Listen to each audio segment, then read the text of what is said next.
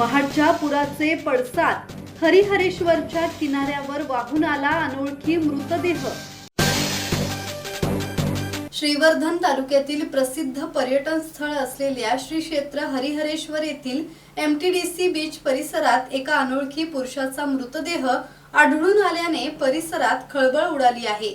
गेल्या आठवड्यात झालेल्या मुसळधार पावसात आणि वादळात मृतदेह महाड परिसराकडून सावित्री नदीच्या पात्रातून वाहून आला असावा असा प्राथमिक संशय व्यक्त केला जात आहे।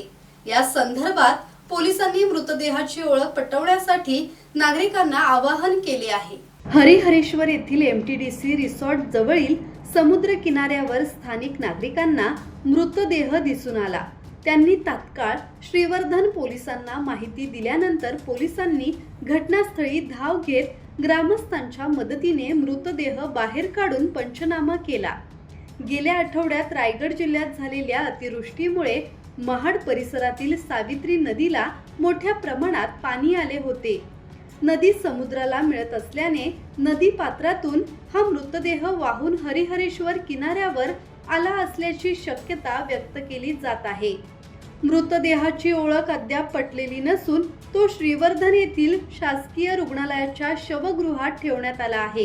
कोणाची व्यक्ती बेपत्ता असल्यास किंवा या मृतदेहाबाबत माहिती असल्यास श्रीवर्धन पोलिसांशी संपर्क साधण्याचे आवाहन करण्यात आले आहे।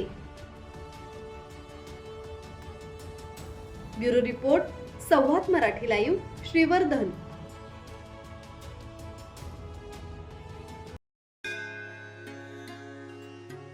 श्री गणपती संस्थान महड, तालुका खालापूर, जिल्हा रायगड। श्री वरदविनायकाच्या भक्तांसाठी भक्त निवासाची सोय, स्वच्छता आणि 24 तास गरम पाणी, सीसीटीव्हीची नजर।